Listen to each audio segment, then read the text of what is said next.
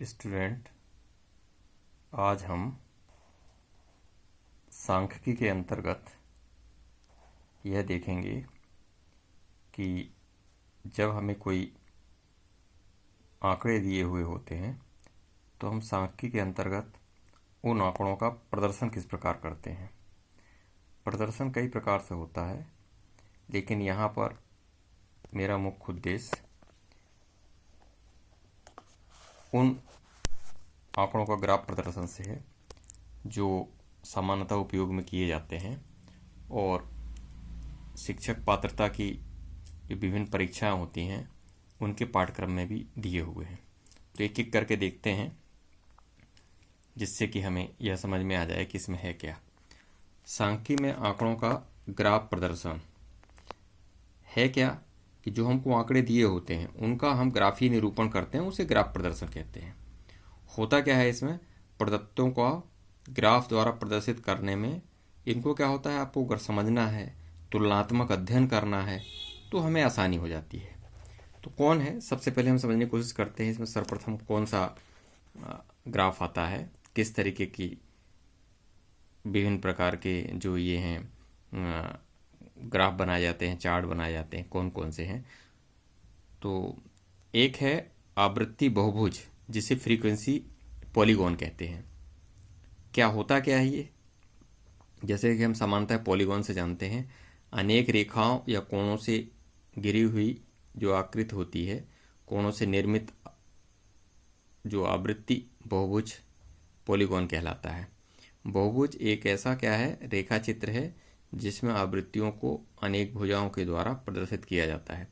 बहुभुज के सर्वोच्च बिंदु के आधार पर लंब खींचने से वह जिस बिंदु पर, जिस अंक पर या जिस बिंदु पर आधार रेखा या भुजांश का भुजांश मतलब जो अपन एक्स और वाई एक्सिस लेते हैं ना, को काटेगा, वह क्या कहलाता है, भूस्टिक कहलाता है। क्या कहलाता है, ध्यान रखिएगा, काफ़ी कठिन शब्द है इसके लिए आता है बहुलक, जिसे आप मोड कहते हैं।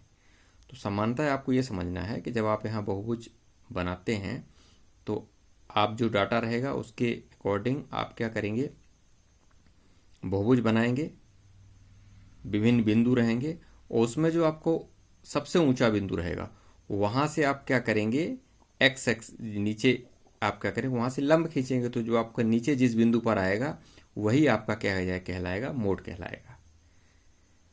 अब आपका इसी में आगे है स्तंभाकृति, जो अपन हिस्टोग्राम कहते हैं, जो आपके क्या बनता है, जो आपका हिस्टोग्राम जिसे कहा जाता है।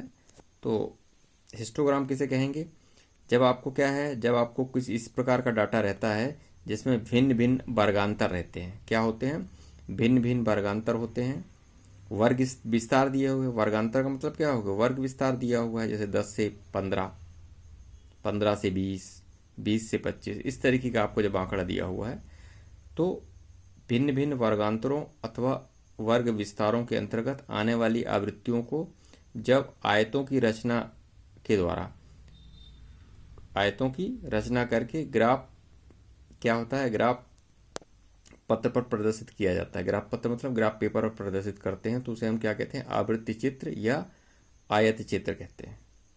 तो स्तंभाकार में आपको क्या ध्यान रखना है, इसमें से जैसे जो प्रश्न बन सकते हैं इसलिए लिखने की कोशिश की है कि भाई एक तो आपका ये होता है स्तंभाकृति होती है, जिसे हिस्टोग्राम भी कहते हैं। ये कब बनेगा, यह आपका जब क्लास इंटरवल हो, तो क्लास इंटरवल वाली स्थितियों में बनता है। तो ये इसमें जो आपको मिलते हैं वो आपको कैसे मिलते हैं, आयत के चित्र मिलते हैं, क्योंकि जो वर्गांतराल रहेंगे, वर्गांतराल या अगले वाले लेक्चर में हम इसको एक एक इससे संबंधित जो उदाहरण है देखेंगे। तो जो आपके वर्गांतराल रहेंगे, एक एक्सेस में हम वर्गांतराल ले लेंगे और एक में हम क्या ले लेंगे, जो आपके जो उसकी आवृत्ति है उस बिंदुओं को ले लेंगे, तो हमको इस तरीके से ये स्तंभाकृति हिस्टोग्राम मिल जाएगा। अब आवृत्ति बहुभुज को समकारी बनाना, क्या मतलब है समकारी बनाने का, स्मूथिंग द फ्रीक्वेंसी पॉलीगॉन। होता क्या है, जब हमें जो प्रतिदर्श मिलता है, क्योंकि हम सांख्यिकी का उपयोग या सांख्यिकी में जो हम कार्य करते हैं वो किस पर आधारित होता है, हमारे सैंपल पर आधारित होता है, आंकड़ों पर आधारित होता है। तो प्रतिदर्श के छोटा होने पर, यदि आपने जो भी प्रतिदर्श लिया है n बराबर 50 है जो भी आपके रहने पर, आवृत्ति वितरण के अनियमित होने पर, जब आपका जो फ्रीक्वेंसी है, देखिए गैर वाइब्य कोई फ्रीक्वेंसी एक जैसी रहेगी तो आपको अपने आप जो फिगर है वह फिगर कैसा मिलेगा, वो आपको एक जैसी आकृति का मिलेगा। लेकिन जब अनियमित है, अनियमित होने पर बहुभुज का आकार टेढ़ा मेढ़ा हो जाता है। तो इन अनियमितताओं को समाप्त करने के लिए जो आवृत्ति वितरण को क्या किया जाता है, सरलीकृत या समकारी स्मूथ कर लिया जाता है। इससे संबंधित भी हम सभी से संबंधित एक एक प्रश्न करेंगे, लेकिन अभी इसको जो थ्योरेटिकल संकल्पना थी, इस थ्योरेटिकल संकल्पना को समझना जरूरी था कि कौन कौन से होते हैं भाई। हिस्टोग्राम किस कंडीशन में बनता है, जो आपका पहला वाला आपने देखा कि ये जो आपकी आवृत्ति बहुभुज है किससे संबंधित है। आवृत्ति बहुभुज में क्या होगा, आपको जो भी आंकड़ा है उसकी आपको फ्रीक्वेंसी दी हुई होगी। कैसे बनेगा, सर्वोच्च बिंदु से नीचे जो आपका भुजाक्ष होगा उस पर आप क्या करेंगे, लंब डालेंगे। लंब डालने के बाद में जो आपको मिलेगा वो आपको क्या मिलेगा, जो वैल्यू मिलेगी वो है आपकी बहुलक होगी। यहाँ पर एक बात और समझ में आई कि आवृत्ति जो बहुभुज है किसको निकालने के लिए अधिकतम उपयोग किया जाता है, जो आपका आवृत्ति बहुभुज है इसके द्वारा आप बहुलक निकाल सकते हैं, मोड निकाल सकते हैं। इसलिए सारी संकल्पनाओं को लेने का प्रयास किया गया। फिर हम इससे संबंधित प्रश्न भी कर लेंगे। तो यहाँ हम क्या देख रहे थे कि आवृत्ति बहुभुज को समकारी बनाना। तो समकारी किस कंडीशन में बनाते हैं, यदि आपका प्रतिदर्श या जो डाटा है आपका छोटा है और यदि आपका आवृत्ति वितरण अनियमित हो, तो उस अनियमित को आप क्या करने के लिए, नियमित करने के लिए हम क्या कर देते हैं, उनकी अनियमितताओं को समाप्त करने के लिए हम करेंगे गणितीय रूप से, गणितीय सिद्धांतों का पालन करते हुए समाप्त करने के लिए आवृत्ति वितरण को सरलीकृत या समकारी कर लिया जाता है। वो विधिवत उसका उदाहरण देख करके हम अगले उसमें इसका अभ्यास कर लेंगे। एक और है जो आपका वक्र होता है डाटा के आधार पर, वो आपका क्या है, संचयी आवृत्ति वक्र। क्या है, संचयी आवृत्ति वक्र। नाम से क्लियर हो रहा है, द कम्युलेटिव फ्रीक्वेंसी कर्व।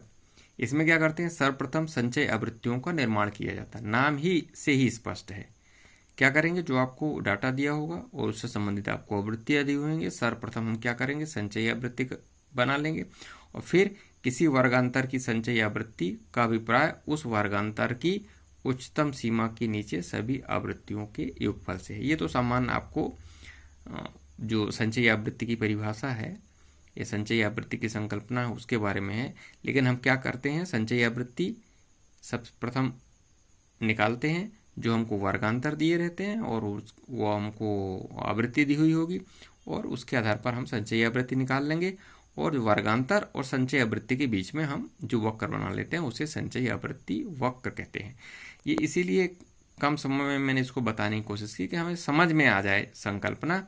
अब इसी से संबंधित सिर्फ एक उदाहरण और ले लेंगे और हम इनसे संबंधित जो जैसे संचयी आवृत्ति है और जो सर्वप्रथम आपने ये देखा था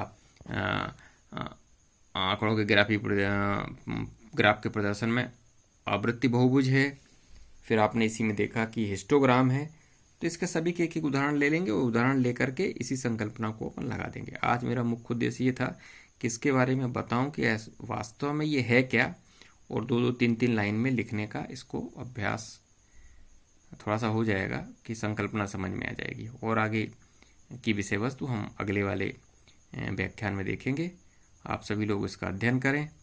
आप ऐसी सामग्री और अधिक चाहते हैं और अच्छा कुछ जो आपको सामग्री चाहिए जो विधिवत और हम दे सकें आपके लिए, इसके लिए आप बताएं, कमेंट करें और साथ में अपने साथियों को भी इसको शेयर करें जिससे वो भी लाभान्वित हों और चैनल को सब्सक्राइब करें जिससे कि उत्साह बढ़ता रहे। हम इस तरीके की सामग्री, इससे अच्छी और सामग्री आपको देते रहें। जय भारत, जय हिंद।